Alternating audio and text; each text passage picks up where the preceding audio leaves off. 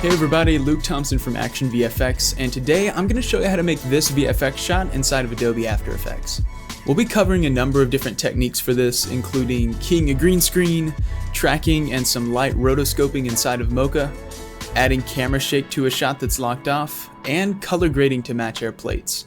Another really cool thing that we're doing with this tutorial is we're actually giving away one of our 2K paid assets for free. It's included in the zip folder that'll be in the description of this video as well as our blog article, so you'll have everything that you need to follow along with this tutorial, including background plates, VFX assets, and all of the other special stuff that we're going to cover. With that being said, let's hop right into After Effects and get this show on the road. We're going to start off by setting up our folders inside of After Effects and importing our footage. One quick system that I use for keeping my folders organized inside of After Effects is just by adding 001 to whatever I want to sit up top, 002 to whatever I want to sit below that, so on and so forth. Okay, so after our folders are created, we're going to pull in our VFX assets and our background. Next, we're going to right-click our background asset and click New Comp from Selection. This will create a new composition that sits right beside it. Our first step with this is going to be keying out this green screen. So what we're going to do is click our layer here. I'm going to select G to bring up the pen tool, and I'm just going to create a really basic mask around my face. Doesn't have to be anything super crazy because we're just filtering out some of this empty space here. So I'll scrub through. As long as I'm not breaking the edge of this frame, there's not a huge worry here. So that just makes sure that there's not any unnecessary things kind of sneaking in with our key here. So once we have this mask created, we're going to select our background image here, and then we're just going to type out Keylight over in the search panel. And you have the Keylight effect, which is kind of like its own standalone. But you have this animation preset that's built into After Effects, which includes the Keylight effect, but it also includes the key cleaner and the advanced spill suppressor. So we're going to use this animation, apply it to our layer, and you'll see it creates 3 different effects. Now for educational purposes, I'm going to show you what I would normally do inside of my workflow, and that's use reduce noise from Neat Video. I'm going to disable these other layers, so this is the only one here. And I'm going to bring it on so that it processes first. I'm just going to run an auto profile on this. It'll pull some noise patterns from it and make the proper adjustments. Again, Neat Video is not required for this, but I just wanted to use that as an example of how I would normally tackle this.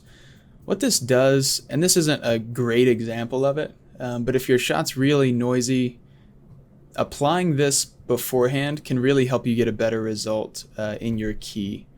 So that's just something worth noting in cleaning up this shot.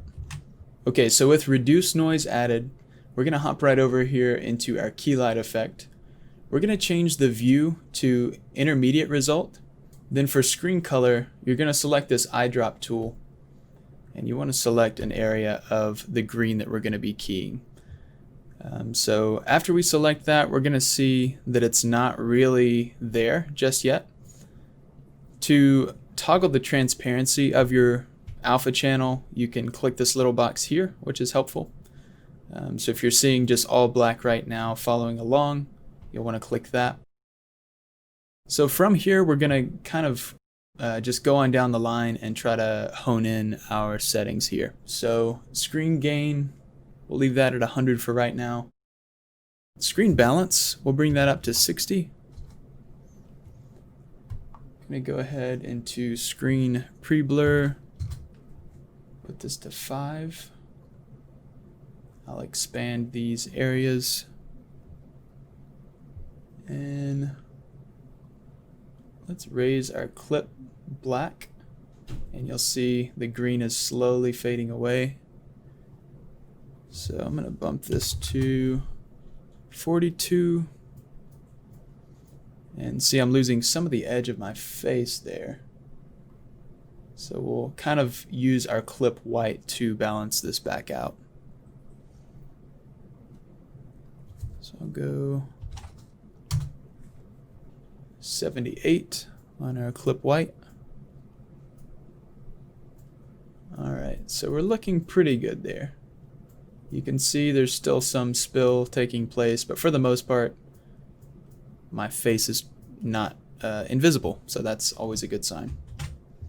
So the next thing that we're going to do with this is we're just going to enable our key cleaner effect and our advanced spill suppress that's already attached to this. So as we enable these effects, you'll see it's already doing a lot of the work based on our other settings. So I'll toggle these so you can see that green hue around the top of my head. So as we enable those, it's just cleaning all of that up really nice and helping us get a cleaner key overall. We'll watch through to make sure there's no weird jumps or anything like that, but we'll preview it back and see what it looks like. Okay, so as we watch this back, I'm looking for some different areas where maybe our key is too intense or maybe not enough. But for this basic shot, I think this is going to do it for us. Okay, so what we're going to do now is actually pre-render what we have here. And that's going to allow us to not have to constantly be running reduce noise, Keylight, spill suppressor, and all of that on top of one another while we're trying to actually do our comp. So I'm going to hit Control M to bring up our render. And for our format for this, we're going to select QuickTime, Format Options. Then we're going to do Apple ProRes 4444.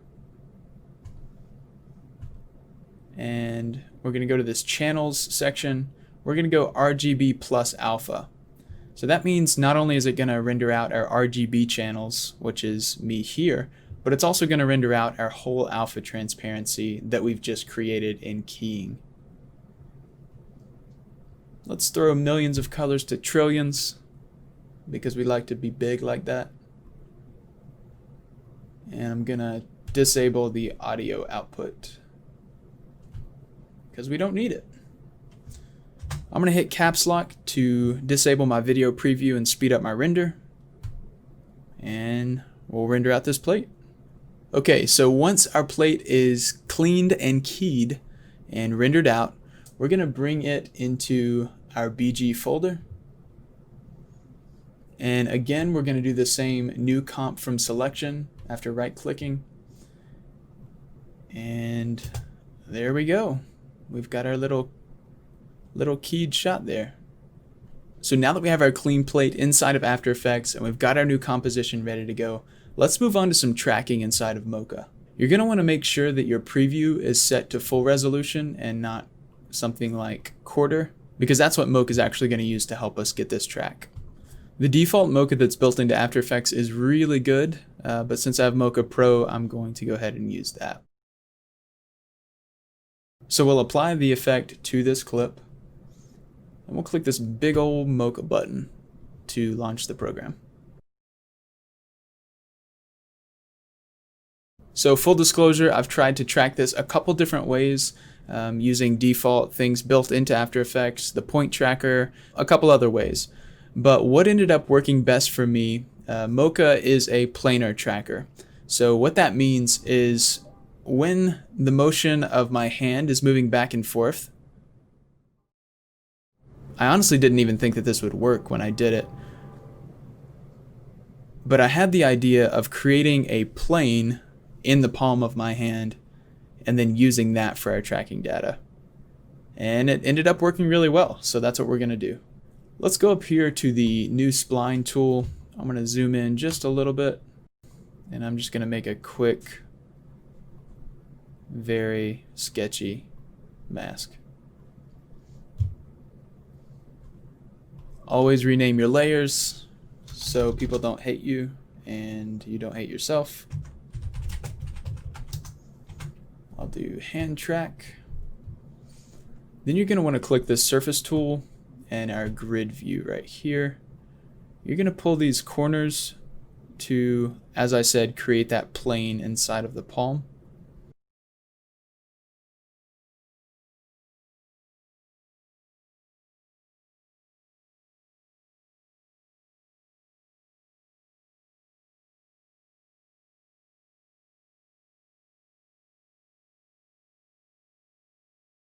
Now I'm going to start at the point that we went forward, and I'm going to track backwards. We don't really need this full motion prior, but it seems like it picks up the way it's supposed to. Okay, so what we're looking for here is not the most perfect thing in the world, but as you'll look in the center, that box really is locked down. And so that's going to give us enough tracking information for what we're needing. Okay, so now that we have our hand tracking information, we're going to click the Save button up in the top. Then we're going to go to Export Tracking Data. There's quite a few different options here, but for this I'm going to use After Effects CS3 corner pin that supports motion blur. We'll click Copy to Clipboard, and we will just close this dialog box. Make sure that you are saving that any chance you get, otherwise it won't save your info. What we're going to do next is go down here. We're going to right click, create new null object, and this is the null that we're going to be attaching our tracking information to. So one really important thing here is to back up to the beginning of your timeline, and we're just going to do Control or Command V to paste our tracking data. So as we'll see, that box picks up right on time with our tracking data because this null is aligned there. I'm going to go ahead and rename this null hand track, because that makes sense. So now that we've got our hand track in place, we'll go ahead and bring in our burning debris high angle view. I'm going to drop it in between these. And really quick guys, like honestly I just have to brag on these clips because the amount of time that we spend actually curating our library, cleaning it up, and really just making it great for compositing. Like at the end of the day, there's so much stuff out there as far as assets go that are subpar and not good. A lot of times you'll find yourselves buying things and then spending most of your time cleaning it up to then composite it, which kind of eliminates the purpose. One quick note on this asset is it comes from our small burning debris collection, available of course on our website. The main product includes 34 clips at 2 camera angles. So one really cool thing about this is you have these front facing ones as well as your high angle. And with the high angle you get just a really different look that has a lot more displacement, which is why I selected that for this tutorial. So if you're interested in these, check them out on the website. If you want to find out some more specs or anything, you can check that out there as well. Hopping back over into After Effects, we've just dragged our clip in. What we're going to do next is let's isolate one area of this that we want to use for our individual fire. We're not really going to need many of these, but with this technique you'll see you can kind of just select and put together your own. I really like this one on the left that's just kind of hanging out by himself, so I'm going to snag this guy. To do this, I'm just going to create a really basic mask around this, and we'll kind of refine it from there as we go. So for the time being, let's take this and let's parent it to our null hand track to kind of see what that's looking like. If you're at the point in this tutorial where you're like, hey, I'm not seeing any of these things, that's okay, don't freak out. Down here in this bottom window, I think by default After Effects just shows this one, and you can kind of toggle between the two. But you can actually select these other 2 windows down here, and it gives you some more options, such as your in and out points, your frame durations, any stretch factors, and parent and links. So that's some very useful information that I didn't find out existed until recently. So what we're going to do is select our fire layer. We're going to go to parent and link. The drop down menu is going to display hand track, which is just that null that we'd created. And now let's play this through, see if it fits. So obviously it's going to fly off screen because we're not quite there yet. but right in this main area, seems like our planar track is holding pretty well, which is great because that's what you want. Okay, so the next thing that we're going to do is we're actually going to scrub through our background plate here and set a marker on the timeline for any time that my hand changes position. That'll allow us to visualize where those areas are, where the direction is changing without us having to eyeball it each time. We'll just kind of scrub back and forth here. And you want to set it right as the motion is beginning to start changing directions. I'm going to go ahead and select this fire layer to drop the markers on, and I'm just going to hit the asterisk key on my numpad, and you'll see right there the little marker was created.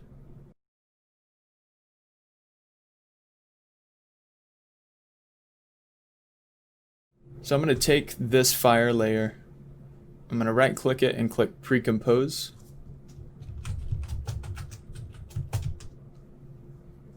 Do fire comp, and then we're going to select move all attributes into the new composition. And we'll just repair this comp with our hand track. The reason why I'm pre-comping this fire layer is that we'll be able to open up this composition and make any changes or adjustments to these individual fires without having to drag all of our data around. And you'll see as we get into it that this makes a little more sense down the line. Okay, so let's jump inside of this fire comp. And now that we have our markers placed, we can see where this motion is actually taking place that aligns with our main composition here. So now that we have our markers set inside of this fire comp, what I'm going to do next is actually go to our parent composition. I'm going to go up here to this viewer lock, click that button, and then I'm going to open our fire comp layer, lock this viewer as well, and then take this and drag it over to the right side of our panel here. And what that's going to do is basically just give us this split view where we can view both our parent composition and the current adjustments we're making to our fire comp. Next, we're going to be moving the anchor point to the base of our fire. And what that will do is basically keep our rotation effect from rotating around the anchor point by keeping it much tighter. So to do this, we'll go to our anchor point and just slide it over here, and then we'll slide it up. So we're just going to have this set at the base. You'll see in our parent comp, obviously this is a little wrong, but we'll just move it back over to where it lines up positionally. And so now if we go to our rotate effect, it's going to be right on that anchor point instead of having this really wide rotation as it was. What we're going to do next is we'll go to our first marker on our timeline, and then we'll click the stopwatch icon next to the rotation. What that's going to do is create a keyframe of that position. Then we're going to go to our second marker, and then we'll rotate it a little bit as if it were pulling in the opposite direction. You can kind of go back and forth and just do this until it looks right. So right here it's looking a little slow. So I'm just going to pull this marker in a little bit.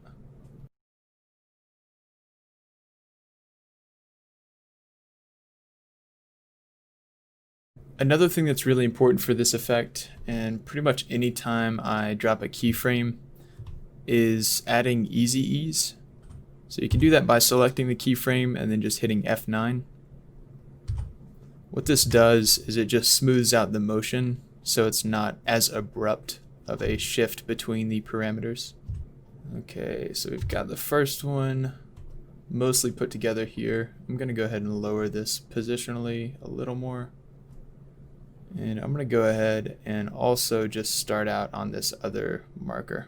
So it looks like my markers were a bit slow, but again, this is just more of a reference point for when the position of my hand changes. So I'm just going to go ahead and back up a little bit.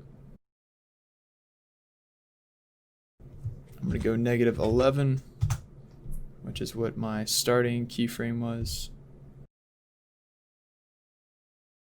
And then again, we're just trying to match up this motion as best we can. I'm going to go ahead and set my final keyframes, and then I'll adjust from there.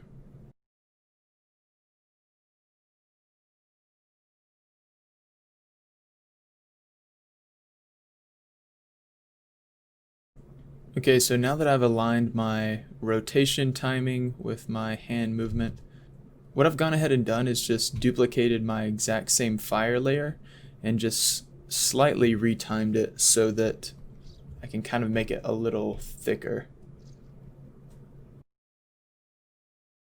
So from there, all that I've done is actually just duplicated this single fire layer 2 more times, and I've just slightly offset the time so that they're not all overlapping each other, but they're similar enough. So I'll select these and hit U to reveal my keyframes. And you'll see that in here I have our rotations keyframed, and all of the rotations will fall on the same time, even if our markers on the clip itself are offset. It just kept those there because I just duplicated them. Another small detail that I added for these clips is adding a wiggle expression to the rotation. And you can see that's why these are red. So to do that, all you have to do is hold Alt and click on this little stopwatch icon, and that will display this little text box down here. So I just typed out wiggle parentheses 10, 2, closing parentheses, and hit enter. And what that does is actually just add some additional randomization to these rotation parameters that we've set here. Another thing that I'm going to do inside of this comp is go to New Adjustment Layer. I'll rename it Unmult. I'm going to press G for my pen tool. I'm just going to add a really wide mask around this. I'm going to hit F for mask feather, raise this to 150, and then I'm going to add Red Giant Universe's Unmult to this. I'm going to set this at something like 70. And for mask, I'm going to change this to subtract. And what that will do is start to add some decay to anything that falls outside of this circle. Basically just cleaning it up for any of these harsh edges.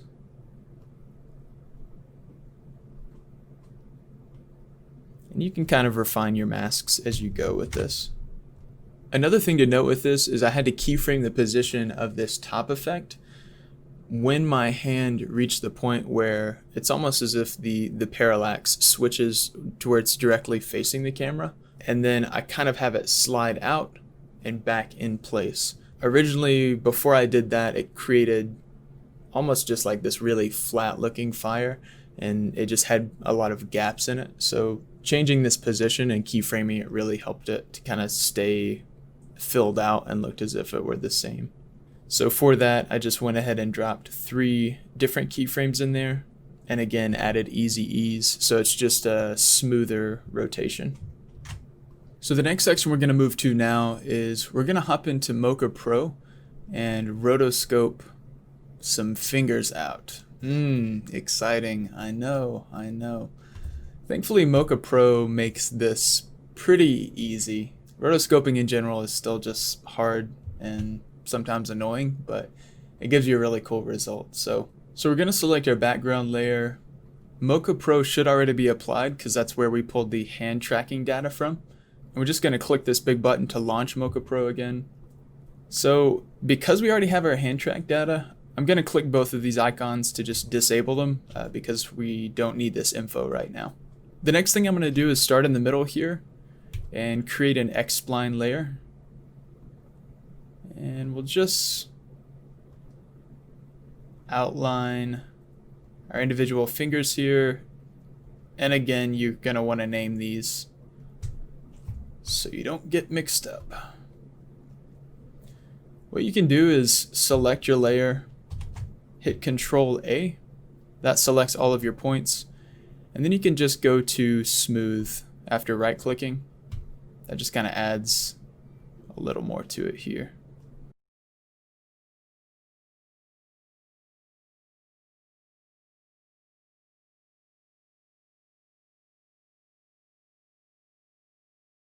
So now that we have our masks for each of these fingers created, I'm going to be able to get by without doing the index finger or the thumb for now, because these will be the main ones that are passing over the fire. The next thing I'm going to do is isolate each one of these by using the gear icon and toggling the visibility. And I'm just going to track these through one at a time.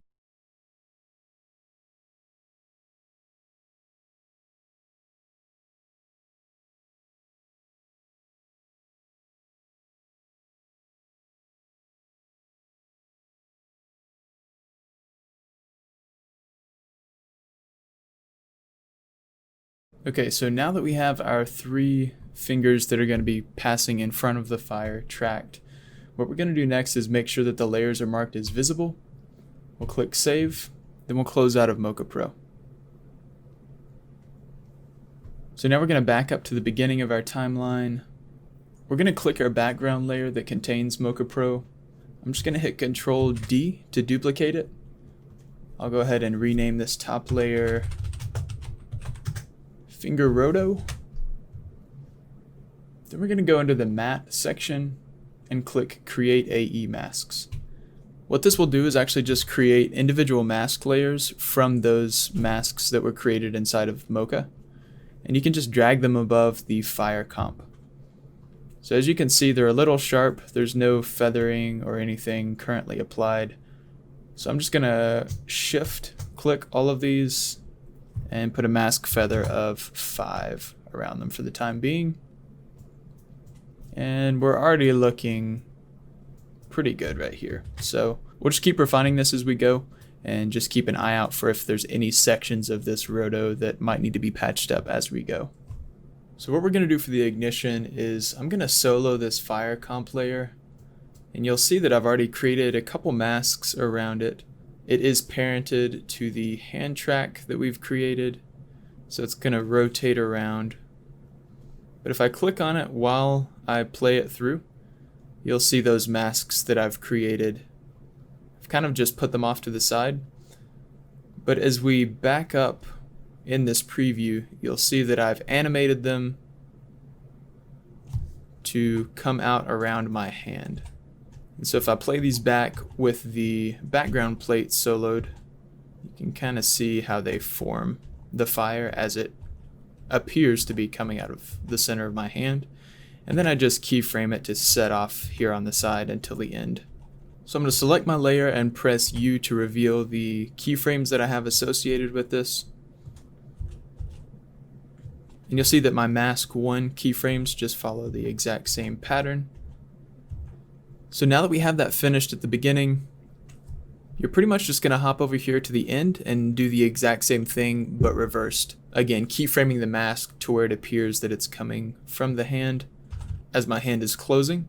But one thing that I'm going to do differently here is actually keyframe the fire position to raise upward, as we're also keyframing the opacity and kind of choking the fire out to look as if it's just naturally dissolving as it goes up.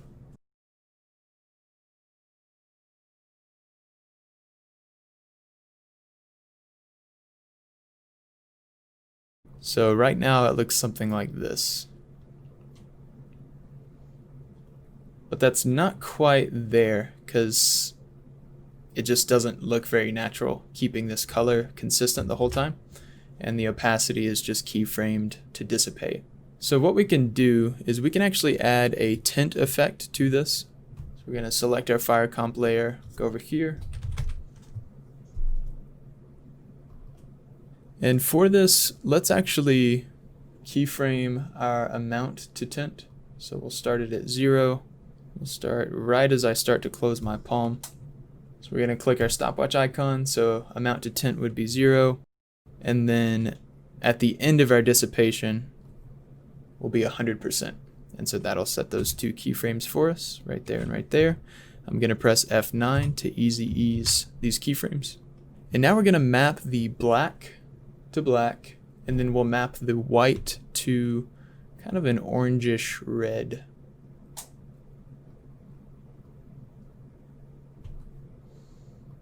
And so you'll see as this starts to dissipate, kind of starts glowing a little more. So I'm going to take this tint keyframe, bring it back a little bit, and you'll see how it starts to change.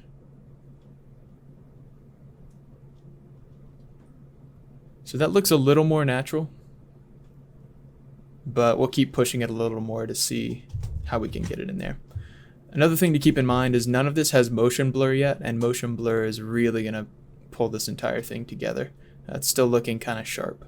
Let's go ahead and adjust the color of the fire to look a little more realistic. I'm going to go ahead and add another tint effect. I'm going to map the black to white, map the white to white, and then I'm going to drop this to 50%. I'm going to go ahead and bring this tint down to the bottom because this tint 1 is our keyframed effect. I'm going to drop an exposure effect. Another thing I'm going to do quickly is on our first tint effect, I'm going to go ahead and keyframe this exposure effect as well. So exposure and gamma correction. This is essentially just going to be assisting that tint effect, helping it dissipate more naturally. For exposure, I'm going to do 0.68, and this is just going to be dropping it down for us. For gamma correction, I'm going to drop this down to maybe 0.75. Again, all this is doing is really helping this just look a lot more natural as it is dissipating. Okay, so now that our exposure and tint are keyframed to help that dissipation, we'll move back over to the glow, and we're just going to apply a glow effect. I generally use really close to the exact same glow settings on any fire shots that I do. Something we've used for quite a while, and I just really like the look of it. So for this first glow effect, I'm going to use the glow threshold to 15%. I'm going to bump my radius up to 100. I'm going to back up a little bit too so we can see it. I'm going to drop the intensity down to 0.1. For glow operation, we're going to change from add to screen. Glow colors, we're going to change to A and B colors, and then we're going to change to sawtooth A is greater than B. For color A, you're going to want to map it to a yellowish tint. And color B, you're going to want to map it to a deeper orange. Again, I'm going to drop these two down at the bottom because they're not happening until the end. And I'm going to go ahead and duplicate this glow layer to create a wider area glow. We'll keep the threshold at 15, but we'll move the radius to 700.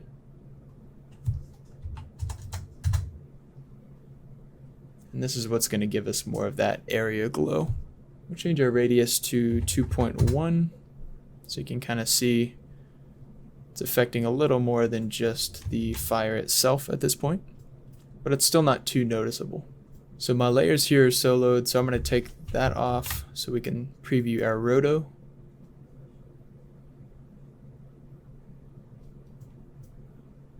We're getting there. So the next thing I'm going to do is I'm going to select all of our layers here and pre-compose them. I'm just going to call it main comp. Then we'll go ahead and pull in our background image. We can reposition it accordingly. I'm going to go to layer, transform, flip horizontal. That way we can kind of match this brighter side that's happening over here.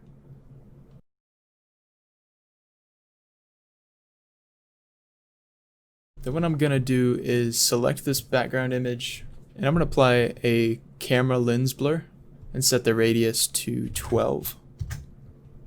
So that's going to keep that definition between me and the background plate going. If you find that's too soft, you can always drop it back a little more. 8 looks pretty good. Okay, so we're getting there. So the next step of this is going to be applying motion blur to kind of bring all of the motion in the plate that's happening together.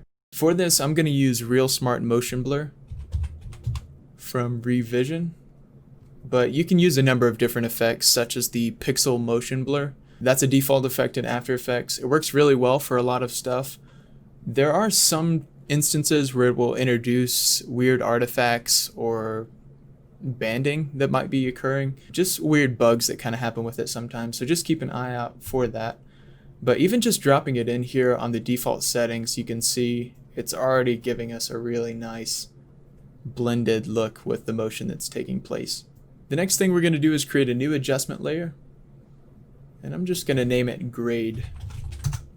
For this, I am using Magic Bullet Looks by Red Giant, but you can use Curves, Colorista, really any built-in AE things to achieve the same effect. This is just a really quick way.